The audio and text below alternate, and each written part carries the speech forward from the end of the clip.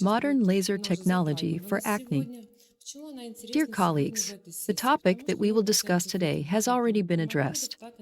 Why is it interesting in this session? We see patients as both dermatologists and laser therapists. In therapy, these patients bring us certain difficulties. Acne is a polymorphic group of diseases that includes classical and atypical forms. Among atypical forms, excretory acne is isolated. They represent a special type of necrotic excoriation, which is characterized by the presence of a significant number of autodestructions on the face, which then evolve into scars with a minimum number of acne elements. Unlike necrotic excoriations that form within the framework of pseudosomatic disorders, excoriated acne is a special type of self-destructive dermatosis, in which compulsive autodestruction does not manifest itself in healthy skin, but reinforces a real dermatological disease. Therefore, in the clinical picture, you and I see both elements of acne and necrotic excoriations. It is characteristic that the elements of acne are represented to a minimum degree, mostly non-inflammatory, which corresponds to the first, less often the second degree of severity of the disease.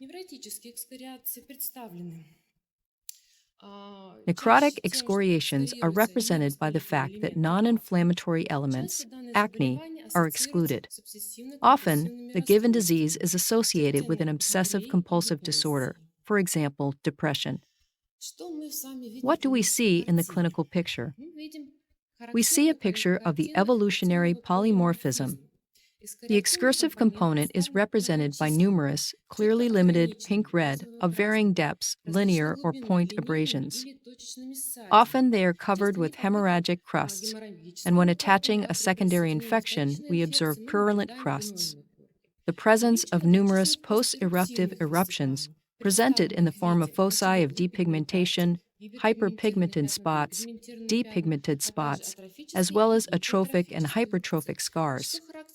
It is characteristic that all this diversity of morphological elements exists in a different stage of its development, and thereby creates a picture of the evolution of polymorphism. What else is typical? Localization of rashes in case of excoriated acne coincides with the localization of rashes in acne. Most often, it is the face, then the chest, and the upper third of the back. Despite the fact that the clinical picture is dominated by the excoriation component, represented by scars and excoriations, whilst the element of acne is represented in a minimal amount. For our patients, the appearance of even one new element of acne is perceived as a tragedy. Gradually, the idea of overcoming the disease in order to achieve the ideal skin condition in different patients is dominant. The appearance of even minimal skin manifestations, in the form of excoriation or scarring, becomes the trigger factor that launched the self-injurious behavior. What is the result? Our patients begin to excoriate already existing excoriations, which evolve into even deeper scars and more resistant foci of dyschromia. Why is this happening? In patients with this dermatosis, the core of internal self-esteem is the flawless condition of the skin of the face. Therefore, they spend many hours in front of a mirror, performing various cosmetic manipulations. And that does not lie in only squeezing out what they do not like. What can we do as doctors? On the one hand, we clearly understand that patients need a complicated approach. As dermatologists, we can prescribe dermatropic therapy. On the other hand, we understand the foci of dyschromia and the foci of congestive hyperpigmentation, along with scars, need to be treated with laser technology. Concurrently, we also realize that therapy should be simultaneously aimed at solving two problems at once. We need to treat acne and correctly adjust post-acne. What to do? Which method to choose? We decided to conduct an experiment, the purpose of which was to evaluate the efficacy and safety of complex treatment of excoriated acne using low doses of isotretinoin.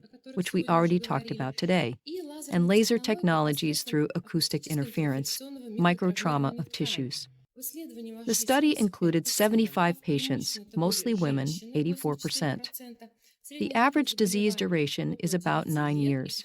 The average age is from 18 to 38 years. These are the people of an active social group who work and lead an active life. Scars were assessed according to the International Quantitative and Qualitative Classification from 2006 before treatment, then after 3 and 6 months. We also carried out an ultrasound assessment of the skin, on which we looked at the dynamics of changes in the epidermis and dermis, as well as the ratio of tissue growth. Scheme of isotretinoin administration in this study. External drugs were prescribed, which were canceled 2 days before the procedures. This was also discussed today. Laser technology was conducted by a course consisting of 3 procedures with an interval of 6 weeks. The scheme of isotretinoin administration in this study: 8 milligrams daily in the first 4 months, then every month the dose was reduced. The 5th month, it was 8 milligrams 5 days a week. The 6th month, 8 milligrams 3 days a week. The 7th month, 8 milligrams 2 days per week. The 8th month, 8 milligrams once a week. In this study, an erbium laser with an SMA nozzle based on multiline, which has a non-thermal effect on fabrics, was chosen. If you have lasers in your arsenal, please approach the experiment in this study carefully. Why? If you have a laser with thermal effects in your arsenal, be careful, as there are official contraindications with simultaneous use of these technologies.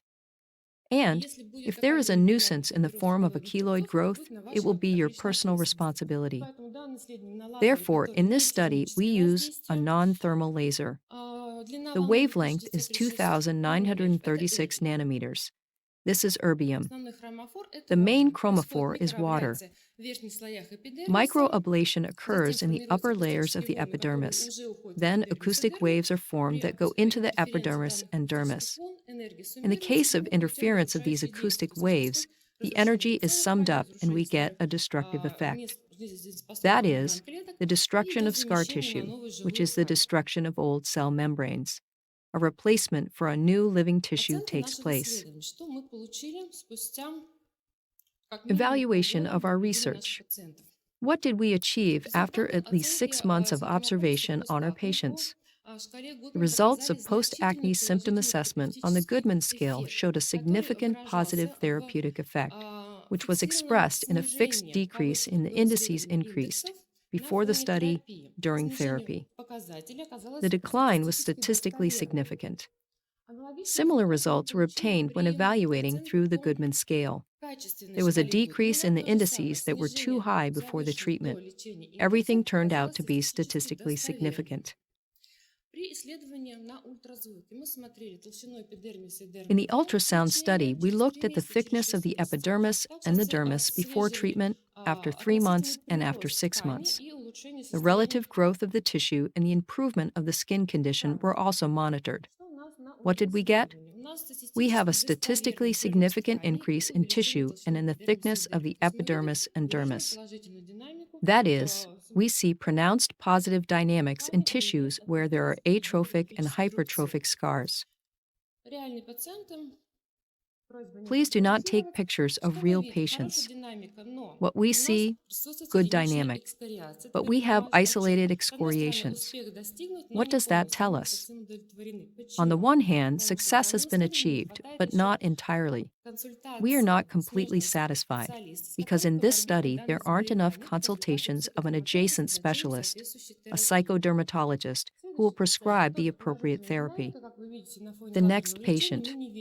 He also has a positive dynamic against the background of laser treatment.